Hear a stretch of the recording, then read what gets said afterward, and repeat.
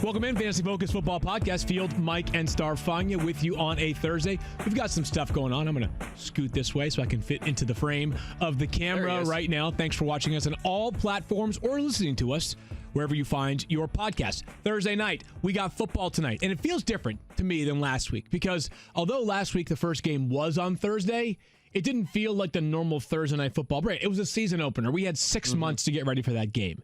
Now it's like I just finished. Like I think I just finished Monday Night Football. Like I went to bed and I still had Joe Tessitore and Booker McFarland in my sleep or in my mind. Lou Riddick.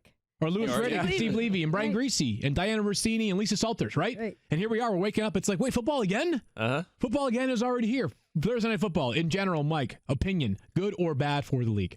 Thursday Night Football, it's good. It's good for the fans because we want to watch the games. We want football. There's no question. It's more football, and it's not, it's not like we're overwhelmed with it. It's not like it's every day, right? It's just one extra day, a Thursday, a Monday, a Sunday. It's fine. I love it. I'm glad we get football during the week. I like those random college football games that we have on, MAC action. MACtion, as they call it, is always fun for me on Tuesdays. I am good with more football, the better. So we got a game preview. We've got a bunch of injury news. And, of course, we have Mike's wide receiver cornerback matchups. Daniel, let's get right to it.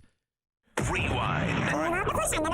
Fantasy news from the National Football League. This is the instant replay. We got news here this morning, and I'm just going to tee Stephania up because she is more of an expert on everything other than me, or compared to me, and especially this kind of information. Stephania, Derrius Guice is taking a visit to Dr. James Andrews.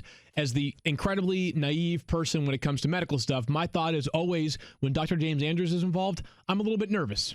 Well, Dr. James Andrews is involved because he did Guice's ACL, so he has familiarity with him, and it's understandable that he would go back and see him again about this. Now, Guice's ACL was in the opposite knee, his left knee. This is his right knee. He has a meniscal injury, and the thing about a meniscus injury, it's that cushion in your joint, right? And the evaluation is always, they have to look at the nature of the tear, the location of the tear, and they're not only evaluating for the immediate, but for the future. This is a young running back who hasn't even gotten his career off the ground in the NFL. You want to do what's best for his long-term career.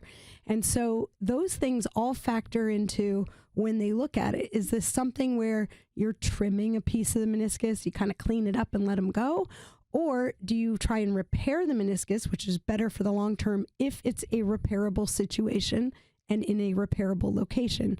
But that could compromise you for potentially the entire season, in other words, while you're rehabbing it. So I don't think it's safe to put a time frame on it because those decisions are typically made intraoperatively. They go in, they get the best view of the injury. You can look at MRIs, you can see, yes, there's something going on there. But when you go in with a scope, you get the total view, you make the decision about what to do, and that will happen today. And by this afternoon, we should have a better idea of the timetable. But understand, out this week for sure, and probably for additional time after that. All right, Mike, so let's focus on week 2 because the Redskins, every game is sort of a must-win, but for the Redskins, they play on Sunday against the Cowboys, and it seems like it'll be a healthy dose of Adrian Peterson plus Chris Thompson. Which one do you prefer, or are both crank 'em up-able for your lineup? I wouldn't say crank 'em up-able. I would say... I made that word up right now. I like it. Yeah. We should put that in Webster right now. I think that's a good word because, it applies sometimes. But I don't think it applies here. I think if you were looking for a flex option, maybe you have some problems. Maybe you lost a guy like Derrius Guice. Chris Thompson is your next best option. But again, I have him at RB30 here in week 2 against the Cowboys at home. I have Peterson at 31. So it's a close call. If you're in a non-PPR league, move toward Peterson. Remember, he was 5th in the NFL in carries last season. He averaged about 4.2 yards per carry. He scored 8 touchdowns. Of course, he's limited as a pass catcher. That is Thompson's job. And we saw him rack up 10 targets in that game last week. So he's going to be involved. PPR, an asset for sure. Peterson, you got to make sure if he's still available in your leagues, you scoop him up and consider him for the flex. And to that point, take a look in your league because Adrian Peterson is available in 49.9% of leagues right now. Chris Thompson available in north of 60% of leagues. Couple of things to keep in mind. This Cowboys run defense is probably the one area that they're a bit vulnerable right now defensively. Now, Saquon Barkley makes everybody look bad, but the Cowboys entered this season thinking to themselves, like, if we can do everything else well and just figure out the run defense, we'll be more than okay on defense. We'll be dominant. Could be an area for Adrian Peterson to expose. I'm with you, though. If I had my choice between these two players, I almost always defer to the one that has shown us over the past 2 years he can be a top 15 play because of his wide receiver or his right receiving output, which is what Chris Thompson was 2 years ago. Now, that's best case scenario, sort of like that Duke Johnson year a couple of seasons ago. But you catch the football and you play 16 games, you've got a chance to be a guy that is a weekly staple of your lineups. Now, if Hunter Henry didn't have bad luck as it pertained to injuries, he'd have no luck at all, honestly. So Hunter Henry, we found out yesterday, had what is being called a tibia plateau fracture, Stephania. That's Correct. That's technical term. Yes. What's the layman's version? What happened to Hunter Henry? Basically, banged his knee. So you get a bump together of the femur, the thigh bone, and leg bone, and sometimes you get it the wrong angle. It results in bone injury. And in this case, that tibial plateau is basically your tibia is your shin bone, and it's the shelf. It's the crest of that bone. And you want to be careful about making these all the same. I mean, I say this about every injury, but in some cases, there are fractures that require surgery to stabilize them. This does not sound like one of those cases. Sometimes just a tiny crack, but you want it to heal because you don't want something to happen that's going to compromise his knee for the rest of his life and potentially compromise his future. So Hunter Henry, I've seen a timetable of 4 to 6 weeks. I think that's probably reasonable margin given what we know about the injury. It's not the same side as his ACL, so that's a good thing. But it does mean they're without Hunter Henry for the foreseeable future. Couple of things here. First of all, they did not place him on. Hold on, Field Yates. Why don't you? We'll turn the mic on real quick. Couple of things. I was talking to the studio during Stephania's tidbit, and I forgot to turn my mic back on. It's okay, buddy. Couple of things here. They did not place Hunter Henry on injured reserve, which is a good sign, because if they did that, it would mean a minimum of 8 weeks that he was gone. I had heard some rumblings myself a couple of days ago that they had worked out, and I know, as a matter of fact, they did work out 3 separate veteran tight ends on Tuesday. Not named Antonio Gates. Correct. Will Tye, Luke Wilson of Hard Knocks Lower, and also Ben Koyak, who played for the Jaguars previously. Head coach at that time was Gus Bradley. He's now the Chargers defensive coordinator. Anyways, none of them have been signed yet, and the practice week has begun, which may indicate to you that, hey, like, they're just going to ride it out. It's going to be hopefully 4 weeks, maybe 6 weeks. We're going to do our best to make things work in the meantime with who we have left, Mike. And the thing is, like, sometimes when a player gets hurt, we turn to the next option. For the Redskins, when Jordan Reed is out, we say, hey, maybe Vernon Davis can catch a touchdown. And he does. Not sure if that's simple with the Chargers and Hunter Henry. No question about it. 31-year-old Virgil Green, the next man up, and he has never cleared 22 receptions in a season or scored more than 1 touchdown in a season. Yeah. He has shown, and we've flirted with him in fantasy. We've added him to rosters. We've drafted him late. We've said, hey, maybe with Henry out or Gates out, he can do some damage. We thought about this when he was in Denver as well. It has never happened. So the answer is no. I mean, if you have Hunter Henry or tight end problems, Green's not the answer. You're going to be able to do better on waivers, whether it's a Darren Waller, a TJ Hawkinson, if they're still out there. They probably were scooped up on waivers, or someone else that could be maybe a 12 to 15 sort of range tight end. That's the area to go, not Virgil Green. Isn't that the thing? Like, we get this news the day after waivers are over. Yeah.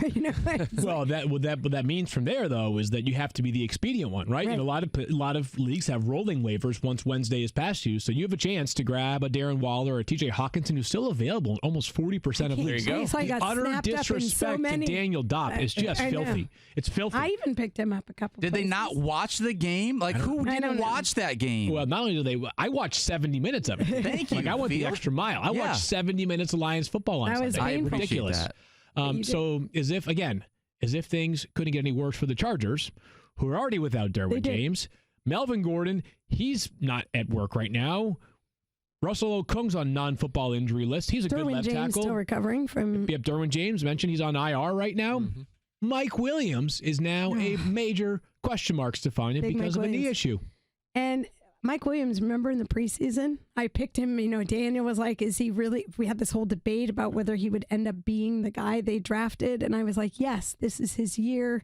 He was hurt the first year because of the disc injury and he could never really get his legs underneath him. And we saw promise. We saw flashes last year. And I thought this would be the year. And already he leaves the game in the fourth quarter with a sore knee. And we haven't heard anything about specifics as far as what the knee issue is. We know he was going to get it further evaluated early this week. He did not practice on Wednesday. And Anthony Lynn's words about whether he was concerned that he would not have him, absolutely. That's pretty definitive. So I think it's already looking like it won't be this week, but without much more information, it's hard to project beyond that. I like Anthony Lynn in a lot of ways. I also think he's one of those coaches that, like some coaches, like Sean McVay, usually very specific, like, hey, we expect, or Mike Tomlin's very specific. Right. Hey, we think, insert player X is going to miss 2 weeks because of insert injury Y. Some coaches obviously give us minimal. It feels like Anthony Lynn's one of those coaches that even if he's not specific, you can just read his body language and his tone, and you're like, okay, you know what's going on. Because he is more vague. I mean, for him to say absolutely is, he's usually a little more vague than that, right? So Anthony Lynn not disappointed, but very concerned regarding Mike Williams' knee issue, Mike. So they play the Lions on Sunday. Who's going to catch passes besides Keenan Allen?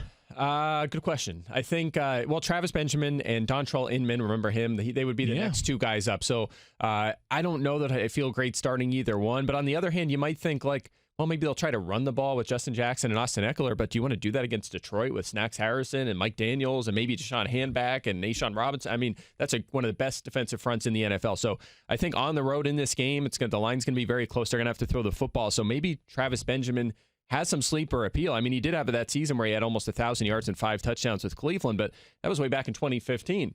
I mean, yes, he has an opportunity to catch maybe a long pass in this game, but I'd be nervous. I'm not going to rank him as a flex if Williams is out, but it's going to be close. If you're in a deeper league or maybe a DFS tournament and you want to throw a dart, I think Benjamin's the guy. Two other guys that are going to catch passes this week is going to be Darius Slay and Tracy Walker. Just throwing that out there right now. Yeah, nailed it, Daniel. Got it? I love it. Daniel already calling a shot for a pick 6 of Phillip Rivers. This game is being played in Detroit, by the way. So the Lions, they're going to be, they're frustrated. They're going to be roaring on Sunday. Oh, they are. Roaring they're on Sunday. They're angry about that last tie, and they're going to be just dying. All right, so listen, I think we know which way it's trending with Mike Williams. Make other plans if he is part of your starting lineup as things currently stand. Play that jingle, Daniel. He's a brainiac, he's my clay. Brainiac's a little bit of a generous description. Little bit. Whoa. Anyways. Whoa. Wide receiver, you teed up my song and then you threw shade. I don't appreciate wide receiver cornerback matchup is live on ESPN.com. If you have ESPN Plus, it's all yours. If not, the joke's on you, my friends. Let's get to some of Mike's most notable matchups from the week. And Mike, not being a homer here, of course, picks Calvin Ridley facing the Eagles. I just saw Case Keenum go ham on the Eagles. Mike, do you expect Calvin Ridley to have quite the day, a la maybe Terry McLaurin last week?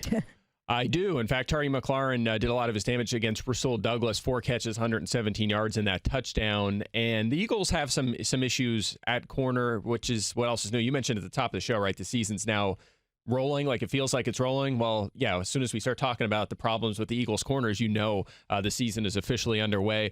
Ronald Darby, not 100%, still limited. Jalen Mills is out. Rasul Douglas, I just mentioned him struggling in week 1. Sidney Jones is getting some run on the outside as well right now with Avonte Maddox in the slot. It's just an area where teams attack. They don't want to go after the Eagles front 7. They attack the cornerbacks. They're good at safety too, so they're just aiming for the perimeter. We've seen this for years, and it's happening again this season. Calvin Ridley did very little against the Eagles, and it was his first NFL game last year. That game was in Philadelphia, a little bit of a different situation, but I expect him to be able to take advantage, see maybe 6 to 8 targets in this game. He's certainly an upgrade, and you could say that about Julio Jones as well. Oh, yeah? Yeah. Julio getting an upgrade? Yeah. What time you hear something football? Have you heard of him? 3-2. I am a Julio Jones apologist forever and ever. Yeah, I know someone. What would Daniel be? Daniel, what would you be? If Stephania apologizes about a Julio Jones, what do you do? No, she's an apologist. You just apologize. Yeah, I don't. He's a non-believer. He should be apologizing. He's a non-believer. He's a besmircher. I am agnostic on Julio Jones. No, you're not agnostic. You're not. You have an opinion. It's the wrong one, but you have an opinion. Okay. All right. Well, that's fair. You know something, Daniel? I just talked to Julio Jones' bank account, and it cares not about your opinion. The dude's worth literally like $100 million now. Right. Good for him. And guaranteed. He's a superstar wide receiver. This has never been my argument. What's your argument? He's not a superstar wide receiver. It's that up until last year, he didn't score enough touchdowns for me for a guy that I was drafting in the first round. Last year, he regressed to the mean, and he got in the end zone. I'm using Mike Clay's terminology. I would rather have someone else. That's where I was at. Okay, I'll play you. Heard it here. Quick clip this off, Kenny. Daniel Dopp would prefer Rashard Higgins to Julio Jones. Make that a video headline. Give me those TDs. That's all I'm saying. Just kidding. Michael, tell us more about Julio Jones' matchup, because he seems to have a little thing with Philadelphia. Yeah, this is incredible. In fact, I was going through his game log against the Eagles in recent seasons, and I thought, like, something's wrong here. These numbers cannot be right because it's incredible how much he has dominated this team. Starting in 2012, 5 catches, 123 yards, and a touchdown. 2015, 9 catches on 12 targets, 141 yards, 2 touchdowns. 2016, 10 catches, 135 yards, and 16 targets. 2017, 15 targets, 9 catches, 101 yards. And last season, in that Week 1 game, 19 targets, 10 catches, 169 yards. So he's averaging over 13 targets, 8 catches, 134 yards, and a little over a half a touchdown per game against the Eagles in his last 5. Sounds good. I mean, and the Eagles, again, they have not solved their perimeter corner play. He's going to be featured. The game's at home. I mean, if you're starting him anyway, but in DFS, maybe a must play this week. I'll just say this, Mike, one of the reasons why I appreciate your insight is you are so incisive, and typically, like, you cut away from fluff, things that are not likely to sustain. Like, if a guy has an arbitrary streak of X number of yards or whatever it is. But when you that data right there is scattered over multiple years. Was that 5 years, right? Yeah. Good, strong sample size. Well, there. but I would say I would actually like the fact that you're taking stock of it gives me more credence because normally I would be like, 5 times over 5 years. I get it, it's a lot, but still, like, who's to say that the 6th time won't? It's pretty consistent. And It's consistent, but this feels un-Mike Clay-like in some ways, which is why I'm taking more stock of it. No, I agree with you, and sometimes I wouldn't worry about that too much. But again, the Eagles still get exploited on the perimeter, right? But again, if it was he's different, emotionally invested. That's the difference. it's just the facts. It's just the facts. I mean, look, Just the the Eagles facts. seem to have solved that issue. I wouldn't be that interested, but I mean, when he gets featured against this team and they're targeting this way for years and years and years, and the Eagles still haven't fixed that issue, I mean, there's no reason to believe it won't happen again. So you know how they have all-time quarterbacks in flag football? If Julio Jones could be an all-time against the Eagles player, Daniel would have him as the number 1 wide receiver in the world. John Brown and the Buffalo Bills go back to the same stadium they were last Sunday for a chance to go 2-0 in MetLife. What do they call it? MetLife Stadium now? Whatever it is. Yep. Anyways, the Bills play the Giants on Sunday. I've got him at 33, John Brown. Mike, a little bit less optimistic despite a pretty good matchup here. Well, it is a good matchup. I mean, let's start with that. The Giants allowed 64 fantasy points to receivers last week against Dallas. That was most in the NFL. They also allowed the most to perimeter receivers. You may have seen Michael Gallup and Amari Cooper and obviously Dak Prescott having a huge week. So we're going to upgrade all of the Bills receivers. The thing is, we're not really in love with them as fantasy starters, except for perhaps John Brown as a borderline wide receiver or flex. So that's why he kind of gets the upgrade here. He's going to see plenty of DeAndre Baker, who struggled in his first NFL game last season. In fact, the receivers lined up against Baker in Week 1 put up 23 fantasy points. That was 5th most in the league last season. Brown coming off a 10-target game, and you kind of led with this, why is he not higher in our rankings? Well, I mean, that was only the 9th double-digit target game of Brown's career. He's never been a high-volume guy. Can we count on that going forward? I think I need to see it a little bit more from a guy that's averaged fewer than 7 targets a game and is, 29 years old now. So we're just a little worried about this being a low-volume game. I think the Bills have at least a shot to win this one, but again, still a run-oriented team despite what we saw last week. Oh, the Bills are winning on Sunday. Not to spoil, but the Bills are winning on Sunday. Okay. You heard it. Wow. Lock it in. First. Same city, different team, different night. The Jets play the Browns on Monday. Robby Anderson, Mike, had a disappointing start to Week 1, or to the season, I should say, in Week 1. Demaryius Thomas there. Quincy Enunwa now on IR. What do you make of Robby Anderson's matchup against the Browns, who we had this conversation before the show? Must-win game of the week goes to Cleveland, heading to New York. Yeah, this is tough. I mean, Robby Anderson was a guy, I mean, it's a big contract year for him. He finished strong last season. You really wanted to like him this year, and I took some shots on him in the middle rounds, but we knew coming into the season that almost every week he was going to be looking at a tough shadow matchup. He has the toughest schedule in terms of shadow coverage in the league this season, and, again, we saw it last week with Tre'Davious White. This week, he's going to see Denzel Ward of the Cleveland Browns. Now, he shadowed Corey Davis in Week 1. Davis in that game, 3 targets, 0 catches on 19 pass routes. Shut him down. Now, Ward did have 3 penalties, but nonetheless, he can tackle Anderson all day. If he doesn't score fantasy points, that's a problem, certainly in fantasy. These two teams, by the way, did play last season. Anderson only 3 catches, 39 yards, and some of that did come against Denzel Ward. He was on him part of that game, obviously underwhelming. So, got to downgrade Anderson here. Definitely makes me a little bit nervous against Denzel Ward, who seems to be kind of blooming in his second season. The Browns didn't necessarily show it throughout the entirety of Week 1, but that defensive front could be a nightmare for the Jets' offensive line, which has got has that sort of a carousel nature to it. Obviously, unretiring Ryan Khalil to play center. There's some question marks up front for the Jets. So if the Browns can do what they should be able to do, torture Sam Darnold, it could be a long night for that passing game. All right, Mike. So Davante Adams, DeAndre Hopkins, I'm starting them, right? No question about it? Or are you trying to tell me that, like, hey, be wary about these two guys? They got a difficult matchup coming up. Yeah, if you read the wide receiver cornerback matchup article at ESPN Plus, I actually added a new section this week because I had technically put Adams and Hopkins under the tough matchups or downgrades section, and I was like, well, after doing the research, I'm like, I can't justifiably downgrade these guys. Well, Adams is going to be shadowed by Xavier Rhodes, but he's had his number. He's put up, he scored a touchdown in the last 3 games against Minnesota when he's been shadowed by Rhodes, as well as good yardage numbers. And that's, of course, not just, Rhodes isn't just good. The Vikings defense has been terrific against wide receivers the last 3 seasons. And then Hopkins draws Jalen Ramsey, who is one of the best corners in the NFL. Ramsey has shadowed Hopkins in 5 of the past 6 meetings since he was drafted. And Hopkins has lit up this team, averaging over 11 targets, 6.5 catches, almost 78 yards, and a half a touchdown. Works out to 17 fantasy points a game, with, again, most of that coming with Ramsey in coverage. He has owned him as well. So it's tough. I mean, it's tough to balance those out when you have such a great corner and a great receiver, but the receiver's had his number.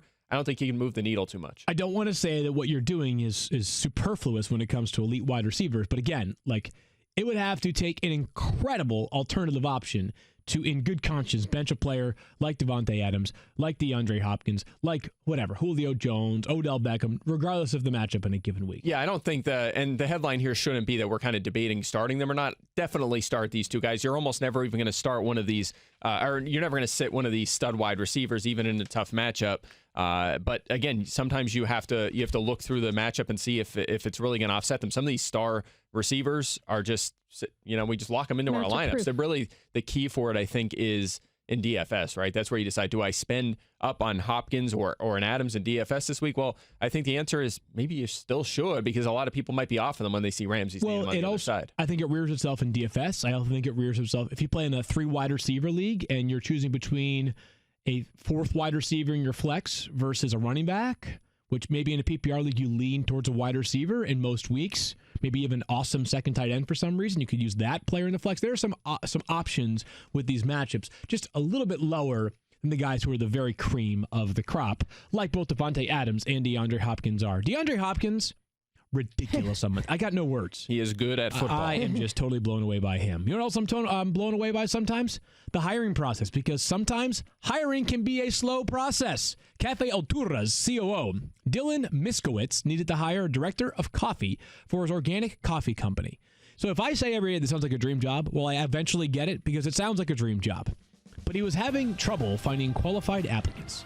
So he switched to ZipRecruiter. ZipRecruiter doesn't depend on candidates finding you, it finds them for you. Its technology identifies people with the right experience and invites them to apply to your job, so you get qualified candidates fast.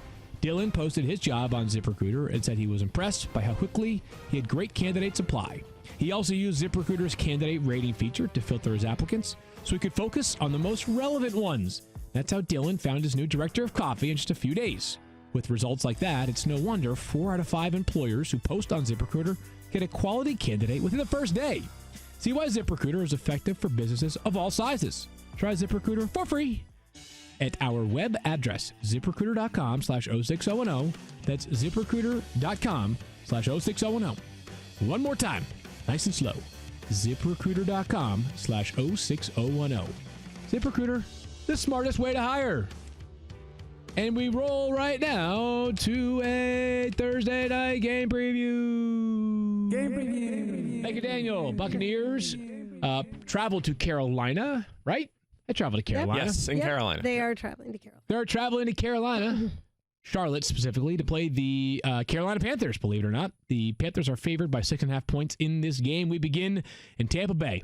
All right, Mike, you're one of those people that's got trust issues. You know, you're sitting there and you're thinking to yourself, I can't commit to this relationship. I just can't do it. I'm more of a me guy. I'm not really, can't invest myself fully.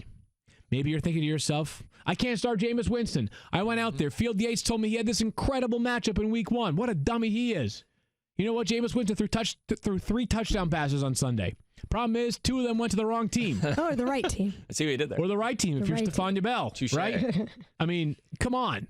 Seriously. What a disappointing start it was at Jameis. And yet, this is what Jameis does, right? He goes out there and he does ridiculous, terrible output weeks, and then he follows up and he has a baller week. Is one of those in store? Are we pessimistic on Jameis Winston? Yeah, I don't know if he has it in him to be as explosive now for one reason, and it's that he was very conservative in week 1. I don't know if this is a Bruce Arians thing. He said he wasn't going to make him more conservative, but he was, right? 8.6 average depth of throw. That was after he was top 5 each of his first 4 seasons in the league in that category. So certainly more conservative. Maybe that lends itself to fewer big explosive plays downfield. Who knows? He still threw 3 interceptions anyway, despite that, which is a concern. Only averaged a little under 5.5 yards per attempt. So that was a problem for sure. Now he goes to Carolina to face a defense that held Jared Goff to 186 yards and 1 touchdown in week 1. And by the way, I thought this was kind of interesting. So Jameis Winston in his career, last season, 10 touchdowns, 4 interceptions at home, 9 touchdowns, 10 interceptions on the road. And in 7 career games against the Panthers, 7 touchdowns passing, only 9 interceptions. So he's had his hands full in the division against Carolina throughout his career and obviously struggled on the road last season. This Panthers defense is better than what we have seen in years past after adding Gerald McCoy up front, and especially with, as we'll get to a little bit later, James Bradberry kind of taking a step forward as of late. So I don't know. I'm not buying in. This was the risk with him, right? I've been preaching this for years, and I finally was like, okay, I'm gonna give it a shot because I'm gonna believe that Bruce Arians has had this influence. We heard about it all during the preseason. It sounded like they were very much on the same page, but I think there's a sense that he panics, and when the panic sets in, his thing that he does is throws it, but instead of throwing it away, he throws it up in like a hope that something's gonna happen, that he's gonna make something out of nothing, and then it goes wrong. And it's hard. I mean, what year are we in now? 2019. Well, yes. Same wavelength, Daniel. 2019. But 5 years into Jameis Winston, at what point would we be this patient saying we expected something different with anybody else? Marcus Mariota, and that's about it. Yeah, that's it. Same class, right? But, he is a very yo-yo player. Kyle Soppe is sitting here. He is throwing up stats aplenty. Kyle says he's got all kinds of confidence because of his Packers. Jameis is projected for 4.1 fewer points than Cam. Kyle Soppe, I'm not sure who he's angling. Maybe, I guess, towards Mike, because Mike does have projections. I will take Jameis over anybody who wants it. It doesn't have to be here. It could be on Twitter, whatever you want. I think he gets within 4.1 points of Cam this week, if not outscores him tonight. Kyle's very confident in this to the point that I think he might have been in the future at some point and saw this game already. It's really weird. I think he put his house on this game. You work with Matthew enough, you get confident you can just sell anything you want. That's a good point. Kyle gets married in 1 day, 1 week from today, 1 month from today. I can't even speak. Whatever. 1 day, 1 week, 1 month. Sometime Kyle's getting married in a month. Yes. Congrats, buddy. Appreciate that. You're a lucky guy. I'm trying. But so Jameis is a yo-yo player. Kyle thinks he's going to be one of those up nights, or not one of those down nights. He's got 7 games with under 8 points in his career. He's got 7 games with over 25 points. I don't know. Listen, sometimes he has to play fantasy football emotionally. And right now, if I had Jameis Winston and somebody else, then I'm going in my other direction, assuming it's a player that's comparably ranked to Jameis Winston this week. Peyton Barber, Buccaneers running back. Default starter, sort of, Mike, but, you don't get points for finishing second in fantasy football. And I'm not sure that there's a lot of upside here with Peyton Barber. Now, of course, he'll score 5 touchdowns tonight, but, no, more seriously. Listen, he's not playing a ton of snaps. He was tied for the most running back snaps last week, but there were 3 running backs at least 20 snaps, none with more than 24. So it's a split backfield, right? Not a ton of passing game value, not a particularly explosive runner. He's kind of the starter by default. Mm-hmm. Not very excited about this one myself. Yeah, no question. He was getting a huge chunk of the volume all last season and was not a fantasy asset. In fact, he was 9th in the league in carries last season. You realize that 9th in the league in carries was still fantasy's number 31 scoring running back. He was actually 22nd at running back in pass routes. We saw him do a little damage as a receiver last week, at least in terms of getting targets. Only 71st in receiving yards. So he just has not been efficient enough. And I think Tampa Bay knows that. And you're seeing some other guys mixed into this backfield. Again, 24 snaps last week. That matched but is it Ogunbowale? Dare. Yeah. Ogunbowale, that'll work for me. They matched with 24 snaps each. That was most on the team, but still 8 carries, 4 targets. it's not going to cut it. It doesn't get me excited for my RB2 spot. Yeah, Ronald Jones, by the way, so no one is higher than 39th on Peyton Barber. Ronald Jones, not much more optimistic. The highest ranking for us on Ronald Jones is Mike and I at 37. So here's the thing. I want to mention Ronald Jones not because of the idea, not with the idea in mind that I think you should start him tonight. I mentioned him on the waiver wire. We've all talked about him a lot over the past year. Incredibly disappointing last season. The question becomes this. 37th overall pick in the draft, has shown some skills, had 75 yards rushing last week, 13 carries, felt like the best game of his career. And I get it. That's not what you want for the best game of your career. But if there's a thread of hope in this Bucs backfield for a player to become a solid one, to me, it's still Ronald Jones. And so mentioning him as a on-the-radar player, maybe a late waiver ad to stash on your bench, hopefully, possibly, maybe he breaks out. Not guaranteeing yet, but a guy that has, if there's enough capital invested in him, and we saw it at USC. Right. At USC, he was a phenomenal player his final season. Touchdowns left and right, explosive yardage in the running game, some passing game value too. Fingers crossed here, Ronald Jones. He's not for tonight. I think he's going to, I think this is going to shift. I think he's going to end up being the guy eventually because he's just going to prove his way into that role. I just don't think Bruce Arians is seeding it quite yet.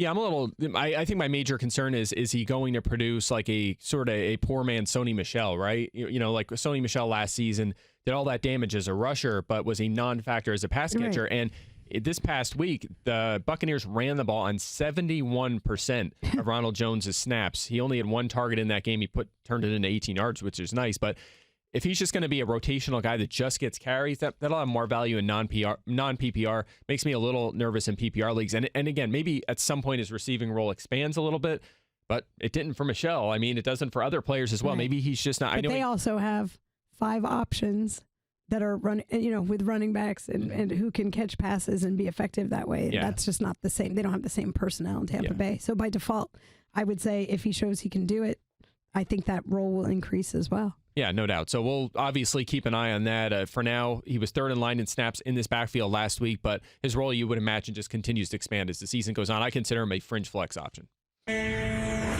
ESPN Radio, breaking news.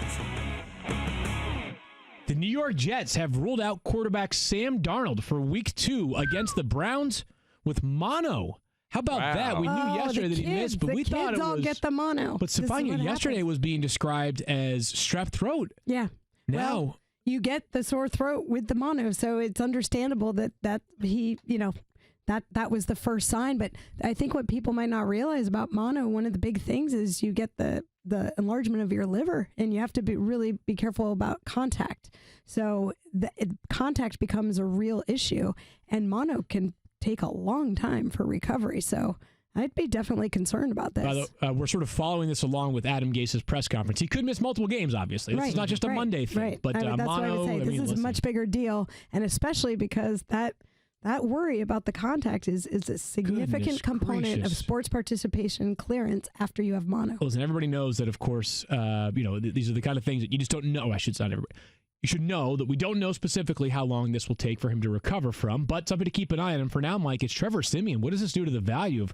We just talked about Robby Anderson in a bad matchup. Yikes! Yeah, we might want to back off this Jets offense for a few weeks because Darnold's out there. They have Cleveland at home here. Then they go to New England, and even if they have Darnold back, that's going to be tough. Then they're on a bye week. Then they go to Philadelphia.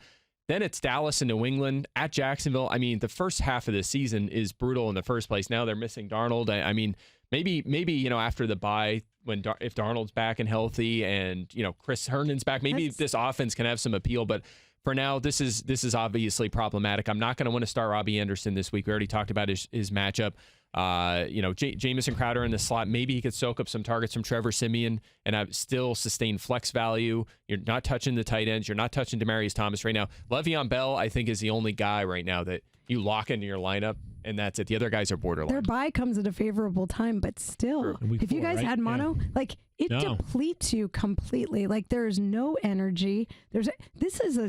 It's a big deal. I think this, we'll see. He's got youth on his side, but it's a tough thing to bounce back from. It's not a cold, a flu. This is definitely more significant. All right, so Le'Veon, by the way, is not practicing either today. Don't know if that is because of an injury issue or that's just a load management thing for the Jets. It's a shoulder issue for Le'Veon Bell. All right, well, goodness gracious. Stay tuned. Jets, don't fall apart amongst our. Of course, they don't play till Monday night, so that helps. It could be like one of these extra vet days. Right. Man, okay. When we get back on track, we return to the Bucs and the Panthers. And Mike, you mentioned just a little while ago, but Mike Evans has actually a pretty difficult matchup against James Bradberry. Players emerged there for the Carolina Panthers. Yeah, no doubt about it. And Evans, by the way, coming off kind of a slow week 1, right? 5 targets, 2 catches, 28 yards. Did have 2 end zone targets, which you like, but and maybe, we know how good he is. We know that he's usually busy near the goal line, so we're still going to rank him as a fringe wide receiver 1. But that makes you a little bit worried after they struggled with their passing game in week 1. But also, Bradberry has shadowed Evans during each of the last 5 games between the Panthers and the Bucs. And at first, Evans had his number. In 2016 in a matchup, and then 2017 in 2 matchups, he beat him fine. Last year, though, he really struggled, did Evans. 10 targets, 1 catch, 16 yards in the first meeting, 6 targets, 4 catches, 48 yards in the second. A total of 64 yards on 5 catches in 2 games with Bradberry shadowing him.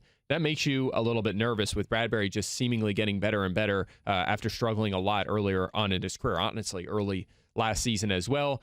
Also, Evans has struggled overall against the Panthers in his career. 10 career games, he's averaging 56.6 yards. He's been under 85 receiving yards 4 of his past 5 against the Panthers. So there's no doubt we should be a little nervous. Again, season long, we talked about this earlier. Sometimes even in tough matchups, these guys are good enough that you start them. That's the case here. But in, again, daily fantasy or extremely shallow leagues, you might want to stay away. Well, okay, interesting stuff. Yeah, I got it, definitely. I'm sort of wrapping my head around the Jets news, but Mike Evans, they're still a player that, in most leagues you're going to be starting unless, again, you have these extreme circumstances of awesome depth. Time now for our IBM Watson Insight of the Week, and our friend Kyle Soppe tells us about Chris Godwin. We are Penn State. We certainly are our field. Chris Godwin has a 26.5% chance to boom tonight and go over 21.5 points. Even better than that, IBM Watson has him as the 6th best receiver in the NFL this week in terms of game-breaking potential. Are you guys in on the pride of Penn State this week? Interesting. I've got it ranked 22nd this week. Mike has him at 21, Stephania at 24. So maybe not as optimistic as Watson is, but a player that just based off of skill set is always going to have some upside. But yeah, I think after what we saw last week in this operation in Tampa Bay, there are reasons to be a bit more reserved than that. Yeah, after Godwin was a part-time player his first 2 seasons, we were we may have as well have been promised a bigger role for him, right? The full-time role. Right. And we got it in week 1. He was on the field for 36 of 39 pass plays. He was targeted 6 times, which is a little light. We want that number to be higher, and maybe it will be this week because I just talked about Mike Evans kind of having a tough matchup on the perimeter. Well, Chris Godwin is a pretty good matchup. He lined it up in the slot 67% of the time in week 1. He'll draw his former teammate, Javian Elliott, in the slot this time. And obviously, we used to pick on him when he was on Tampa Bay. He had a hard time there covering good slot corners, and that may be the case here against Chris Godwin. By the way, Cooper Kupp, 10 targets, 7 catches, 46 yards at Carolina in week 1 with Elliott covering him on some of those plays. So this sets up nicely for Godwin to have a good day. All right, O.J. Howard, last player that I know Mike has been bullish on all offseason, like many others. He's a top 10 tight end for us. Wasn't a great week last week to get things going here in week 1, but it wasn't a great week for anybody in that Tampa Bay offense, all things considered. So we still have confidence here in O.J. Howard. We'll get to the other tight end in this matchup in just a minute. But first, Mike, you got a spiffy new haircut. Where'd you pick that one up, or where did you go to get that haircut, I guess? Yeah, I went to Sport Clips. And listen, whatever the cut, there's now a shortcut. Download the Sport Clips Haircuts app and check in online to reserve your spot. Flexible and convenient when you want it. Plus self-check in kiosks at all Sport Clips locations. And don't forget your beard trim, Sport Clips. You choose the cut, they cut the weight. I think that's it, which means it's time for our daily reminder to don't be this guy, Secret Squirrel. Today, it comes from Tim Costello. Loser of the league had to ride an entire flight in Scuba Steve outfit from the Adam Sandler movie Big Daddy. Secret Squirrel, this is pretty good, by the way. I don't know how he got through security, but the Scuba Steve outfit is pretty inspired. It definitely is. I would be worried about the flippers and if he actually has oxygen in that tank. Fair concerns. Fantasy, you're in the whole 6010. Focus, Fantasy focus. All right, we roll along with the second portion of our game preview with the Carolina Panthers and Cam Newton. No concerns about him after, there was obviously some concerns about his health going into week one. It wasn't the health. He just didn't play that well. But Mike and Stephania, because they appreciate his fashion sense. Yes. If you don't get what I'm talking about, just go check Twitter. Cam dressed. And by the way, the best tweet about it was Mina Kimes' tweet about how he looked like the old woman in the fable who was supposed to be teaching the young man about empathy. Well done there from Mina, as always. But Cam Newton, actually, you guys both have him at 2. Yes. I've got him at 4. My question will be, is it because you have confidence that this offense is going to get back on track? Is it because the defense is so porous in Tampa Bay? Because I'm not saying that it's great, but it played okay last week, or maybe Jimmy Garoppolo just played poorly for San Francisco. Like, the matchup doesn't seem quite as enticing as it may have last year, Mike. Yeah, I still like it. I still think it's a pretty good matchup. I mean, yeah, Vernon Hargreaves had a pretty good game, but they still have major question marks in that secondary. And again, it's the same secondary essentially. There's some small changes as last year when they had the 5th most yards and 3rd most passing touchdowns to opposing quarterbacks, as well as a league-high completion percentage and yards per attempt, the top 5 in fantasy points allowed. Again, very similar dynamic in that secondary. And by the way, I mean, Cam Newton, again, the Bucs haven't had a good defense in quite a while, and he has had a lot of success at home against them. 15 touchdowns and 3 interceptions in 6 career home games against the Buccaneers, averaging 24 fantasy points in those games. He's never played at home against the Buccaneers and been under 16 fantasy points. So he has really delivered the goods against them. My concern, Stephania, and maybe you could touch on this because obviously we were a little nervous about his health last week. Only 2 rushes in this game, and in that game in week 1, and he threw deep one time. I have a theory on this after you're done. Okay. Yeah, well, I think it's fair that if people are saying, well, is he really over everything? I can tell you this, there were no complaints from him about his foot or his shoulder. Everything feels good to him. He is not being limited physically, but that doesn't mean he hasn't played 4 quarters. That was the first game he's played 4 quarters since undergoing the shoulder surgery, since having his foot tweaked in that preseason game. And so I think when you wrap all that around, plus him trying to be smarter, make better decisions, I think that will evolve, and I think you're going to see it starting tonight. Someone who's really smart can probably prove me wrong on this, but I'll try. My theory on quarterbacks not running as much in week 1 is that it's rare, if not, out of the question right now, that a team goes into its season and says, you know something? What we really want is for our quarterback to rush the football 15 times a game, right? It's the most important asset on the roster. And, the more hits you take, the more vulnerable you are to injury. That teams come out of the gate slowly at the beginning of the year, right? Carolina's like, listen, we want to win from the pocket with Cam. Now, we understand he's going to run from time to time. He's a great scrambler, etc. But how many quarterbacks right out of the gates last week were running threats? Kyler Murray. But Josh had 10 for 38, but those were mostly just, breakdowns and protection. Yeah, Murray didn't really run. Yeah. Murray had, 2 rushes, I think? Lamar Jackson had 3 rushes. Yeah, I think Jackson was more game script, but... Sure, and that definitely helped, right? But, my thought is that maybe some of these teams come out of the gates at the beginning of the season saying, we can do it. We can win from the pocket with our quarterback. But then once the season gets going and things happen, plays break down, and maybe your offense is stuck in the mud and Carolina didn't look great last week, that's my theory. So anyways, I've got Cam Newton as quarterback 4. You guys have him at 2. We all like Cam as a must-start this week. We also like Christian McCaffrey. Dude, what else is there for me to say? Okay, I just want to talk for 1 second about the play he made where he was being held at his ankles, and he basically did a one-arm plank and kept himself off the ground so he could extend his arm and create the touchdown. That is the kind of beast physically that Christian McCaffrey is, despite his small stature, incredibly strong and powerful, and finds a way to get these kinds of things done that you just don't see. Yeah, dominated Tampa Bay last season, 185 rushing yards, 2 touchdowns, 133 yards on 14 catches, and a touchdown.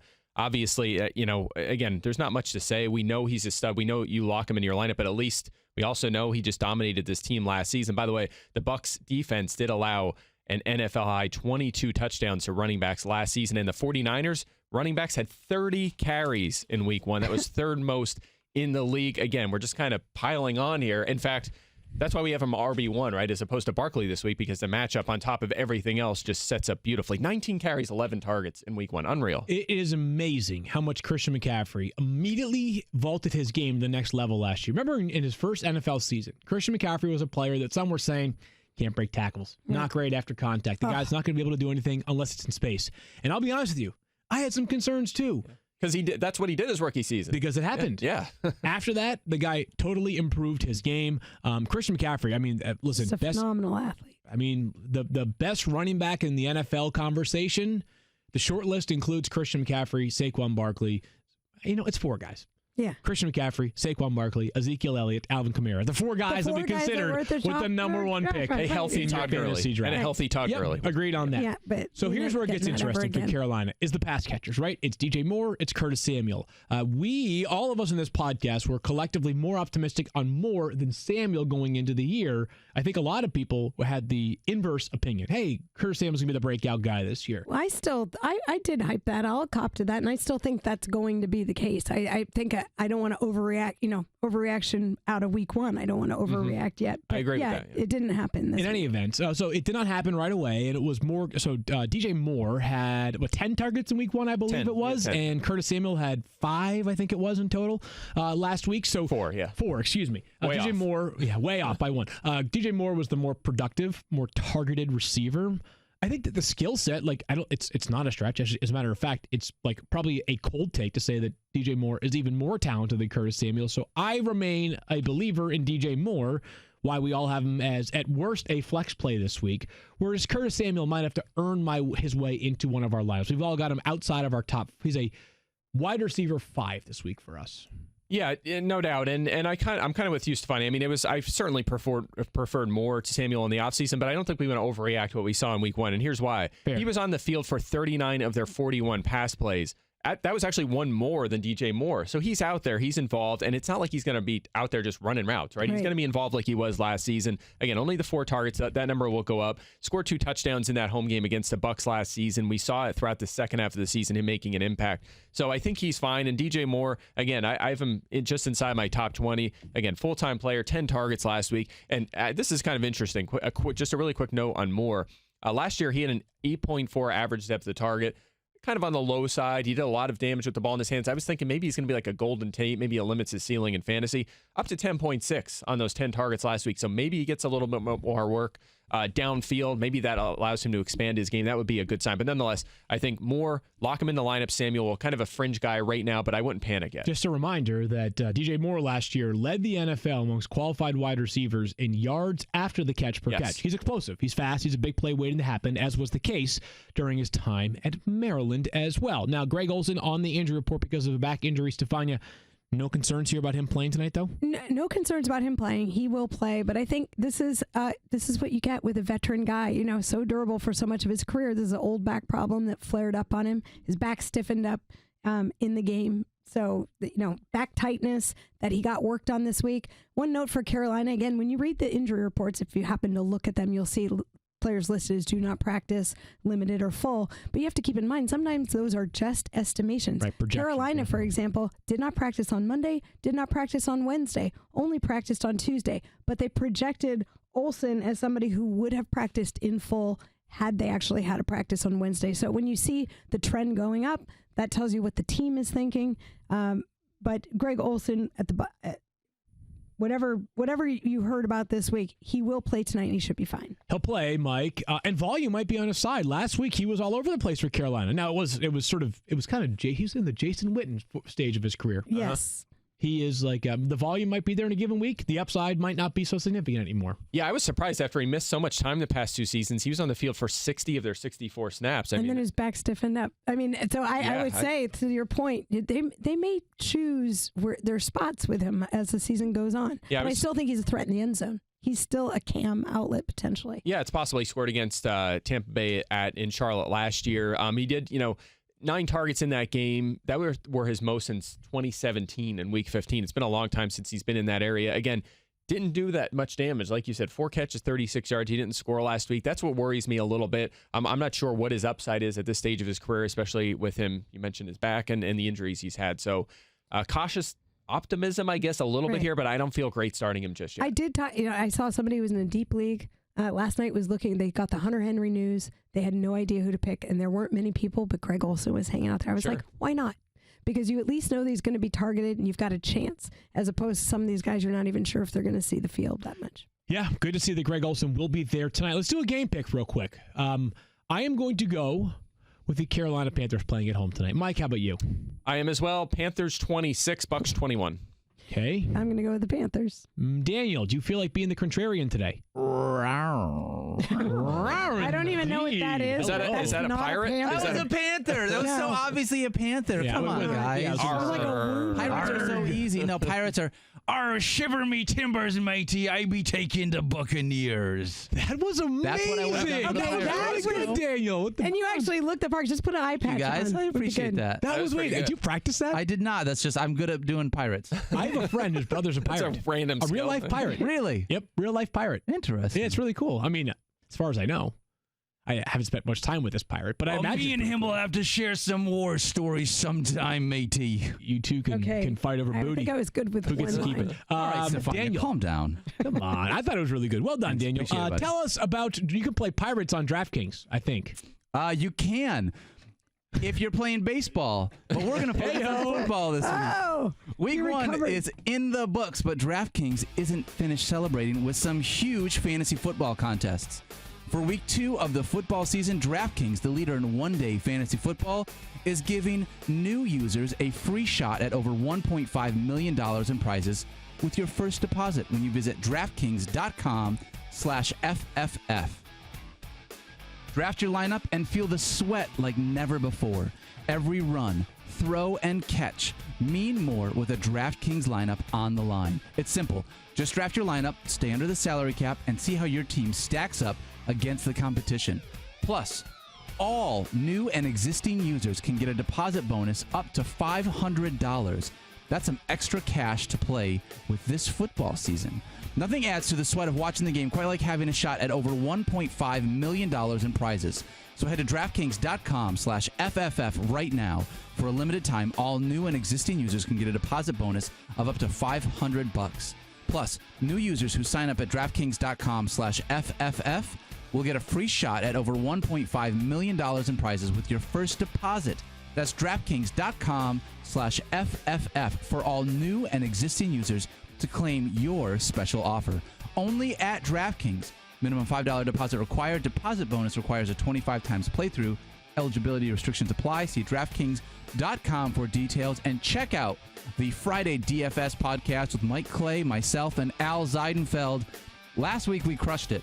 And we are going to try to do something as equally good this week. Yeah, we have one game in mind for sure. We've started some early work. There's a game that stands out this week. We're going to talk a lot about it on Friday. Can't Absolutely. wait. So come back for that DFS podcast. And I'll tell you what, why don't we transition into some social questions here? Keith, why don't you take it away? Tell us more, Keith. Well, I'll start with a good comment that Caleb in our chat just came up with, and he says, I'm a Pittsburgh guy, and I can tell you that what the Pirates do isn't baseball.